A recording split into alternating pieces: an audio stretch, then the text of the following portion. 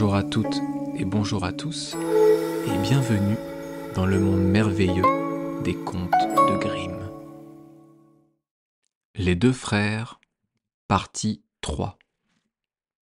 Il tomba, en faisant mine encore de vouloir s'élancer sur le chasseur, mais le jeune homme, concentrant tout ce qui lui restait de force dans un dernier coup, lui coupa la queue, et comme il était désormais trop fatigué pour continuer le combat, il appela à lui ses bêtes, qui achevèrent de mettre le dragon en pièces. La lutte terminée, le chasseur ouvrit la porte de l'église, et il trouva la princesse étendue par terre, car elle s'était évanouie d'inquiétude et d'effroi pendant le combat.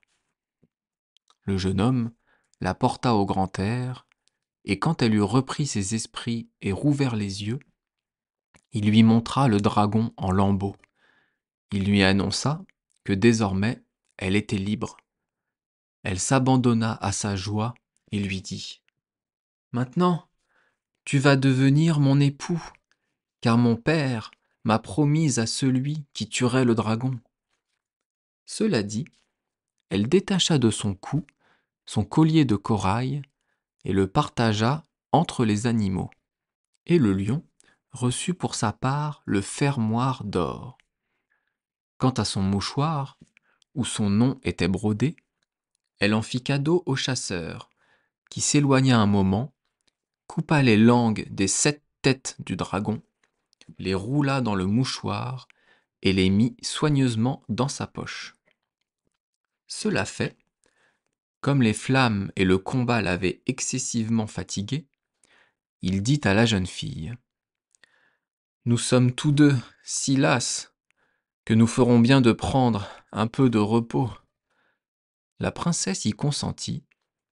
Ils s'étendirent sur l'herbe, et le chasseur dit au lion : « Tu vas veiller à ce que personne ne nous surprenne pendant notre sommeil. » Et ils s'endormirent.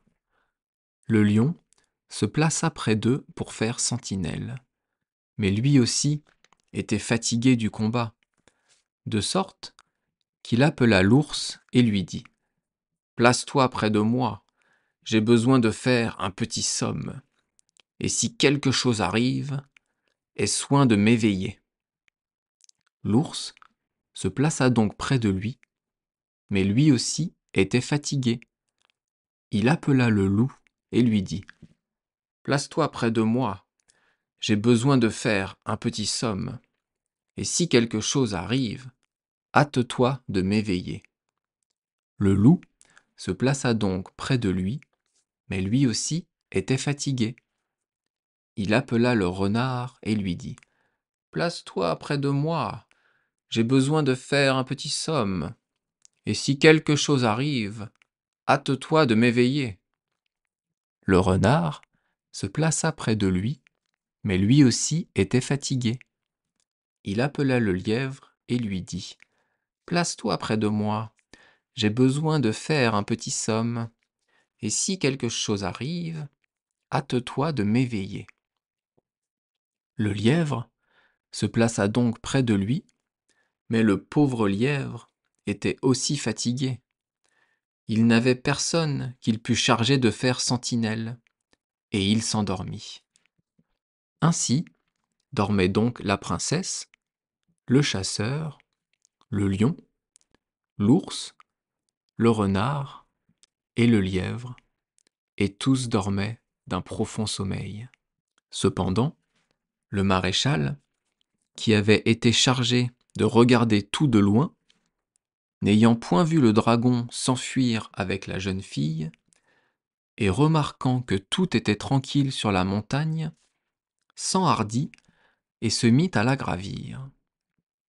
Quand il fut arrivé au sommet, il aperçut le monstre dont les membres épars gisaient à terre, et, non loin de là, la princesse et le chasseur avec ses bêtes, tous plongés dans un profond sommeil.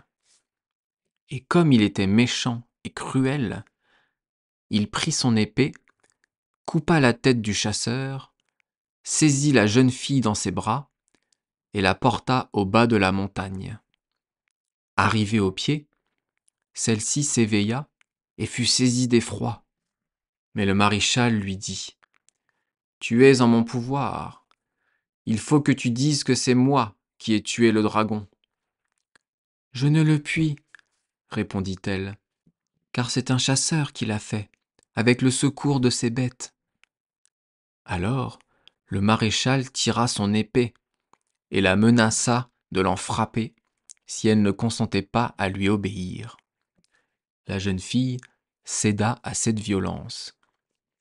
Il la conduisit en présence du roi, qui fut au comble de la joie de revoir en vie sa chère enfant qu'il croyait devenue la proie du dragon. Le maréchal lui dit : « J'ai tué le monstre et délivré ainsi la princesse et le pays tout entier. En conséquence, je la réclame pour mon épouse, suivant votre parole royale. » Le roi dit à la jeune fille : « Est-ce la vérité que je viens d'entendre ? » « Hélas, oui, répondit-elle. Mais je mets pour condition que le mariage ne se célébrera qu'après 1 an et 1 jour. » Elle espérait que ce temps ne s'écoulerait pas sans lui apporter de nouvelles de son cher libérateur. Cependant, sur la montagne, les animaux continuaient de dormir auprès de leur maître mort. Un gros bourdon dirigea son vol de ce côté et s'abattit sur le nez du lièvre. Mais le lièvre le chassa avec sa patte et continua à dormir. Le bourdon vint une seconde fois, mais le lièvre le chassa de nouveau et continua de dormir. Le bourdon vint une troisième fois, lui enfonça son dard dans le nez et le lièvre se réveilla. Aussitôt, il réveilla le renard, qui s'empressa de réveiller le loup, qui réveilla l'ours, qui réveilla le lion. Lorsque le lion eut ouvert les yeux et qu'il vit que la jeune fille avait disparu et que son maître était mort, il se mit à pousser des rugissements terribles et s'écria : « Quel est l'auteur de ce meurtre ? Ours, pourquoi ne m'as-tu pas réveillé ? » Et l'ours dit au loup : « Pourquoi ne m'as-tu pas réveillé ? » Et le loup dit au renard : « Pourquoi ne m'as-tu pas réveillé ? » Et le renard au lièvre : « Pourquoi ne m'as-tu pas réveillé ? » Le pauvre lièvre ne savait seul que répondre, et toute la faute pesa sur lui.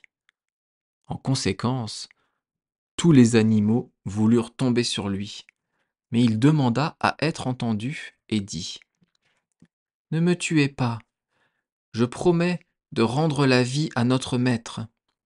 Je connais une montagne sur laquelle croît une racine. Quiconque a cette racine dans la bouche est guéri aussitôt de toute maladie et de toute blessure. Mais la montagne dont je vous parle se trouve à 200 lieues d'ici. » Le lion répondit : « Il faut qu'en 24 heures, tu sois de retour avec cette racine. » Le lièvre ne fit qu'un bond, et 24 heures après, il était de retour avec la racine. Le lion replaça la tête sur les épaules du chasseur, et le lièvre lui mit la racine dans la bouche. Aussitôt, tout reprit son cours naturel. Le cœur palpita de nouveau, et la vie revint. En ce moment, le chasseur se réveilla. Il fut ainsi saisi d'épouvante, en n'apercevant plus la jeune fille, et il se dit : « Elle s'est enfuie sans doute pendant mon sommeil, afin de se débarrasser de moi. » Dans l'excès de son empressement, le lion avait remis de travers la tête de son maître. Celui-ci n'y prit point garde, absorbé qu'il était dans ses tristes pensées. Ce ne fut qu'à midi, lorsqu'il voulut manger, qu'il remarqua qu'il avait le visage tourné du côté du dos. Ne pouvant s'expliquer ce prodige, il demanda aux animaux ce qui lui était arrivé pendant son sommeil. Le lion lui raconta alors qu'au lieu de faire sentinelle, ils s'étaient tous endormis de fatigue. Qu'à leur réveil, ils l'avaient trouvé mort, la tête séparée du tronc. Que le lièvre était allé chercher la racine de vie, mais que lui, dans son empressement, il lui avait mis la tête de travers. Il ajouta qu'il voulait réparer sa faute. Cela dit, il arracha de nouveau la tête du chasseur, la lui replaça dans l'autre sens, et la racine du lièvre aidant, tout fut réparé. Cependant, le chasseur était triste. Il se mit à parcourir le monde, et il gagnait sa vie en faisant danser ses bêtes devant les gens. Il arriva que, juste 1 an après ce jour, où il avait délivré la fille du roi, et cette fois, la ville était entièrement décorée de tentures écarlates. Il dit à l'aubergiste : « Que signifie cela ? Il y a 1 an, à pareil jour, la ville était toute couverte de crêpes noires. Que veut dire aujourd'hui cette décoration écarlate ? » L'aubergiste répondit : « Il y a 1 an, la fille de notre roi devait être livrée au dragon, mais le maréchal a combattu contre le monstre et il l'a tué.